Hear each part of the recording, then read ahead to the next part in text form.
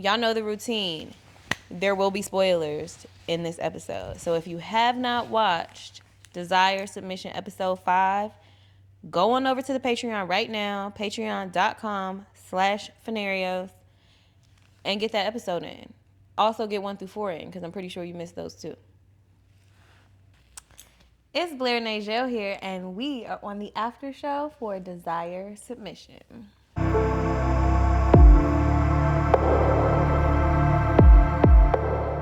So today I have with me Miss Elle Monet. She plays Asia on Desire Submission. How are you today? I'm good. I'm happy to be here. I'm happy that you're here, girl. Yeah. Child, I was trying to schedule this with her, and she was like, oh, yeah, I got a photo shoot in the Bahamas. I said, what? Excuse me. Well, just fit me in. Just fit me in a little bit. So I thank you so much for being here. Tell me about yourself. Well, I started modeling a couple of years ago, and now I'm getting into acting, which I really enjoy. Yeah. So. It was so crazy how everything came together. I remember seeing your resume for Desire, and we were sending them to Lonnie. We were sending the resumes to Lonnie, and he was like, hold on, wait, I know that girl. And you had hit him up to like work before, and it just like came together like flawlessly. And you play Asia so well. Like, oh, thank you so much. Asia is a terrorist, but and she's so different from you because you're so sweet. Like, and I remember a lot of times on set you would be like, I swear to God, I'm not like this. Yeah. So tell me about playing Asia. Playing Asia was a lot of fun. I got to do and say a lot of the things that women think but don't say because they don't want to be judged or looked at a certain way. So I really enjoyed playing Asia. I got to be like this alter ego or somebody I'm not, but I had a really good time playing her. So do you see any similarities in yourself in Asia? Maybe the smart-assy part of it, yeah. When I'm upset and I'm trying not to get upset, so I'm just gonna be a smart-ass and laugh before everything goes left. Yeah. Then maybe just that part, yeah. How do you feel about the fact that Asia is essentially a side chick, but she like does not care? Like she knows she does not care. Yeah, a lot of women are like that. A lot of women don't care. So I tried my best to just tap into that. Some women feel like, oh, I'm just gonna do what makes me happy, and I don't care that I'm a side chick. I don't care that he has a girlfriend. That's not my business.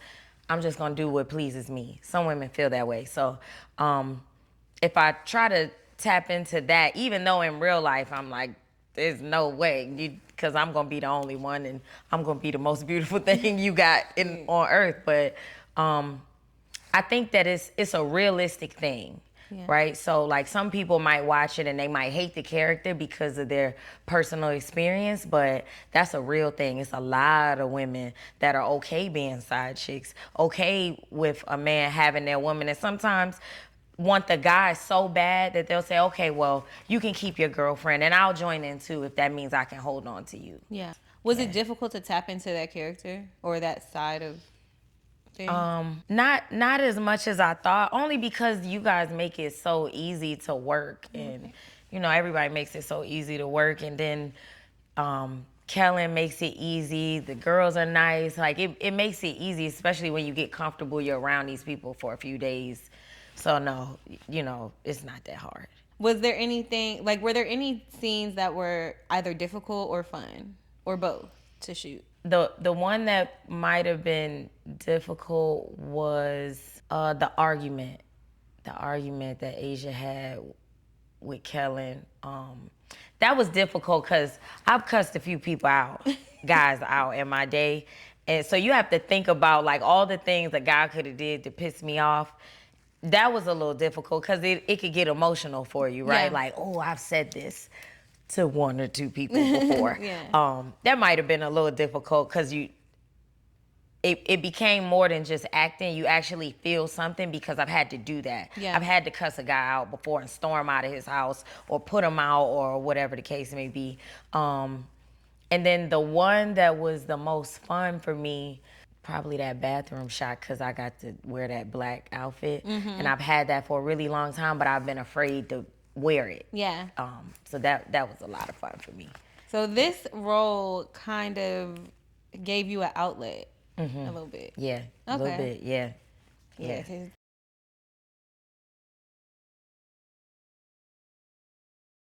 Oh my God. So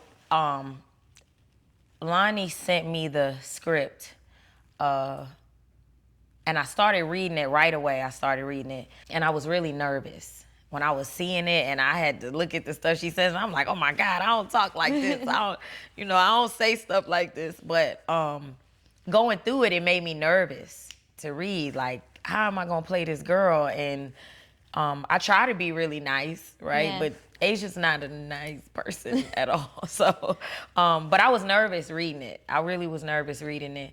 But it got easier the more I read it. And then when it came time to do it, and I started thinking about, okay, what look is gonna go with this? What would Asia wear? What would Asia do? Or, Yeah. I'm thinking, okay, this girl is clearly sexy all the time. Got to be, right? Because Yeah. this guy got a girl and he keep calling her.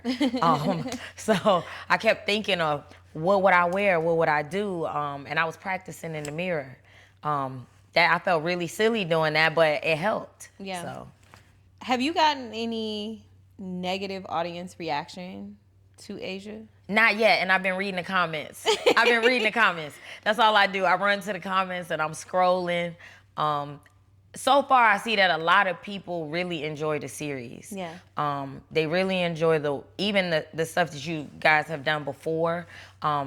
This was like anticipated. They waiting on this and they waiting on further episodes. But I haven't seen, unless I just haven't gone back. Maybe I need to like refresh it and go back and look. But I haven't seen anything negative yet. Yeah. And then the people that know me personally, they're excited because they never saw me in this light before. Yeah. Even the modeling and the pictures, I'm not talking. They can't hear me talk. And I'm not moving. But so far, everybody's just anticipating what's to come next, what's gonna happen, how's it gonna end, so. Okay, so in this episode, Asia says, and this is my favorite part. I literally die laughing every time I watch this part. But she like, where the fuck she be at? Like, she don't fuck with you neither. Like, but it makes it makes Twan so upset that it causes a whole nother argument, which then leads to her being at Taj's, getting fucked on the phone. It's like this domino effect, all from her saying that one thing. Yeah, because let's be realistic, why your girl not here? Exactly. Like, why are you always, like, why am I always at your house? You defending this girl, you don't want me to talk about her, but I'm here all the time. Yeah. So it made him think. And then he went home and started an argument about her laughing and giggling, but really it's where you been. Yeah, exactly. So, yeah. Do you think Asia is the villain of Desire? Yes, but Twan is calling Asia though, right? Twan is calling. She's and that's the thing. Asia's not, and this is just for the people that may hate the character, right? Asia's not holding Twan at gunpoint. At no point in time is she twisting his arm. She's not forcing him to do nothing. She didn't blackmail him and say, I'm gonna send pictures to your job. She didn't do any of that. So it's like, who's the real villain here? Yeah. But I mean, I get it. It's Asia, which is fine, but that's the thing. I don't necessarily think Asia's the real villain. Really? It's Twan? I think Asia doesn't owe anybody anything. Yeah. And that's what I genuinely, not to say I condone being a side bitch or nothing like that, but Twan owes Mariah loyalty. Mariah owes Twan attention because if she was home, there would be no space for Asia. To be there all the time. Exactly. Right? Yep. So it's like, is she the villain because she's looking out for her best interest and like just pointing out like factual things, like where does she be at? Like, you're always with me. You're always calling me. We get into arguments. You say you're done. You fold immediately. Like, and I think that the part about this is that Asia is making herself available. Yeah. And he calls and say, "Bring your ass over here." Asia's making herself available. So by Mariah not doing that, it leaves a hole. It leaves a hole for Asia to fill. Yeah. So yeah, I'm excited about it, and I'm happy to be Asia. Asia's pretty cool to me. She's not like your typical character, typical girlfriend. To me, Asia, I think all, like, whether it was like when we were younger, whether we knew or not, I feel like all of us have been Asia at one point or another. Yeah. And a lot of the times, like, the snarky attitude and the sarcasticness is a protection. Yeah. Because like you said, it's like before things go left, I just got to smile, have a smart remark, and like keep it moving. Yeah. Yeah. As Elle, what advice would you give Asia? So that's difficult because Asia is enjoying this. She wants to interact with Mariah too. It's not like Asia's sitting around crying and heartbroken and upset. Then I can give her advice. But the fact that she's enjoying this and she's happy and she wants to do it, my only piece of advice could be enjoy yourself till you can't no more and then get out of there. What do you feel like is Asia's motive for finding Mariah and befriending her? At first, I felt like it might have been to have some type of ammunition in her back pocket. Yeah. Like, I could pull this out when it's time. Because I done met this girl, I done worked out with her, I done made her laugh, we becoming friends. At first, that's how I felt. But then further on in the series, I don't know if I could say what happens, but further on in the series, it was like, well, maybe she did like her.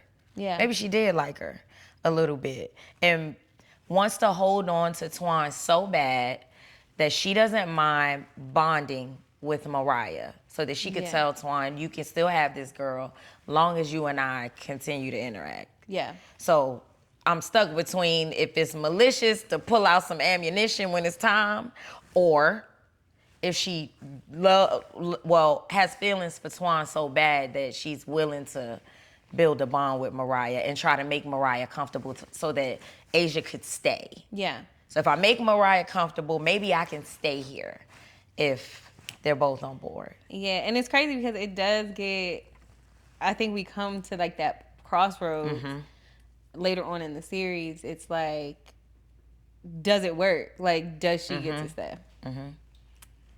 Have you ever had a relationship like either Twan and Mariah or Taj and Mariah? Definitely not Taj and Mariah. I ain't graduated to that point yet, but it does look really interesting. Not Taj and Mariah. Twan and Mariah, yes. And that relationship did not work. And I think that if you're not pleased sexually, you could try to work on it, but it's gonna trickle down into other areas of the relationship. I think for a woman could lose respect for a man. It's so many other things that could happen when you're displeased sexually, not just the affair part of it, not just seeing another guy. So I think that's what's going on, but that's why a relationship could not work if you're not pleased sexually. So I do understand Mariah's frustration with Twan. I think that I could relate to Twan and Mariah, and then I can also relate to Mariah and Kia's relationship. I've been Kia before, and sometimes the Kias in your friends' lives could talk too much. They could overstep because they're trying to protect their friend. Yeah. So I've been Kia before, side-eyeing her other friends and where this new girl come from and why is she here. So I can relate to that relationship too. So that, I'll piggyback off of that. Who do you feel like you relate to most from the cast? I would have said Mariah, but her and Taj is, I don't know nothing about that. But Kia, I would say that, yeah. Yeah, because she's a really good friend and she's being protective and trying to watch out for Mariah and wants to slap Mariah when Mariah ain't catching on and she being dingy and not paying attention. So definitely Kia, Yeah, I think Kia is trying to protect her friend in all the aspects. She's also there for like the support of the storyline and like the plot of Mariah's life, because Mariah's life is insane at this. Yeah, she's definitely supportive. Yeah, showing up, being there physically, answering the phone. So yeah, definitely Kia. So do you think she's too supportive? Like, do you think there was ever a point where, so far, where she should have been like, girl, this is fucked up and you need to stop? Like, No. I feel like even though she may not approve of what Mariah's doing, she's still gonna be there for her friend. And she's still gonna have those moments and have a good time with her and not judge. Cause sometimes, like Mariah, I just want my friend to be on board and laugh with me and think it's cool too. Yeah. You know, even though Kia ain't 100% on board with everything. So she there and she gonna have a good time. But if anything happens to Mariah that ain't right, Kia gonna be ready to put her boots on. exactly. So I think that, yeah, she's perfect. Okay.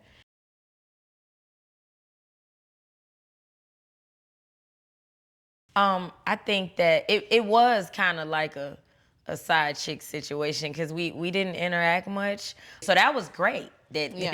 y'all kept us separate, that y'all kept us separate. And then Mariah and Twan got to kind of build on their own. And then me and Twan kind of got to build on our own. It's interesting because y'all, the energy that you had with Kellen versus the energy that Terry had with Kellen was night and day.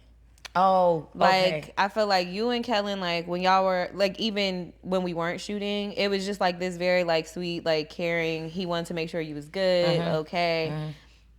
Him and Terry were, like, not gelling at all. Like, but it goes with their characters because they were arguing and fighting the whole time. Like, I think I think the most they got along was, like, the last day we shot. And it's coincidentally happened to be the time in the script where they were trying to really work on stuff. Yeah. So it was very interesting to even see that. Yeah. So working with people that are more experienced is very helpful. Even with his ad-libbing, inside I was like, we gonna do what? Because that wasn't in the script and I didn't practice this and I don't know what I look like doing this and I don't know what's gonna happen because I never did this before. But on the outside, I was just like, okay, we just gonna flow with it. And it was fine, right? I felt comfortable because when we weren't filming, he did check on me. So it made it a little bit easier. The only thing I would do differently, and probably because I didn't know, I might have been nervous, is that when we did the table read, I should have got Kellen's number. Oh, and I should have went out with him. We should have had lunch or something, and we should have talked. But I know, people have real lives that kick in, and it makes it hard as far as timing. But I think that might have been the only thing I would have did different.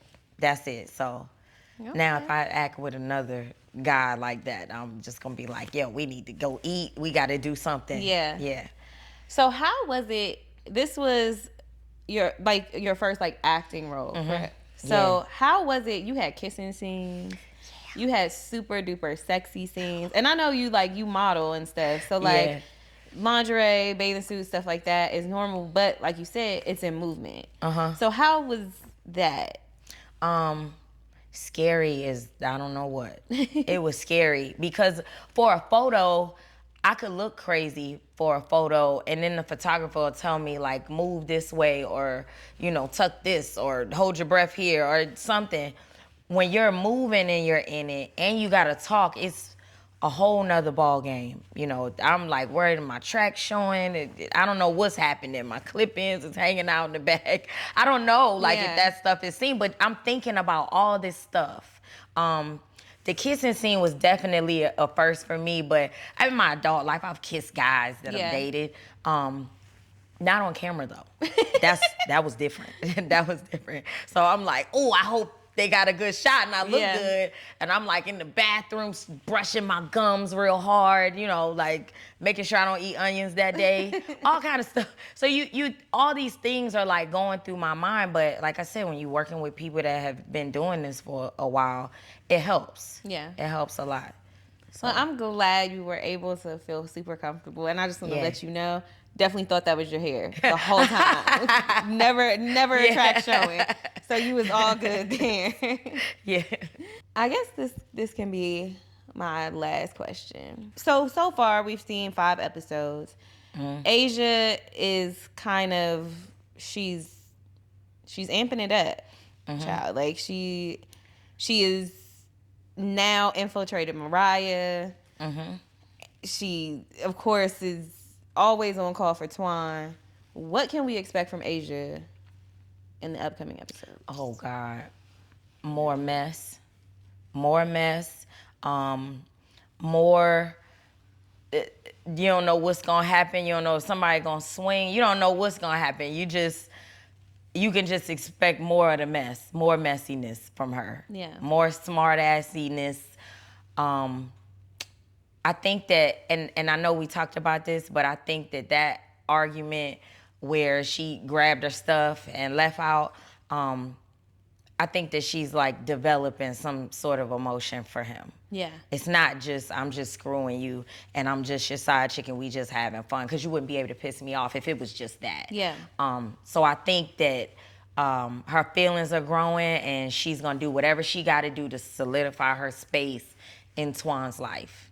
Whatever that may be. No matter if it's crazy or unheard of, she going to do it to make sure that Twan say, okay, Asia's not going anywhere. Yeah. So.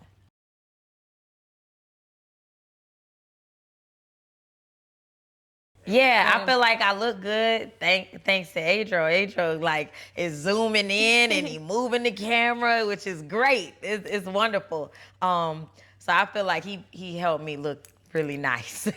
He helped me look good. But I'm excited. And like I said before we started, I'm looking at where I could make improvements and what I could do better and what could have been a little soft or what could have been a little more aggressive. I'm paying attention to these things, so I'm really, really excited for any other roles or anything that's to come. So even if I'm Asia again, it's like I'll be ready for that. So yeah. I'm excited. Yeah. Okay. Well, with that, let's go into a sneak peek of episode 6. Who the fuck is he, Mariah?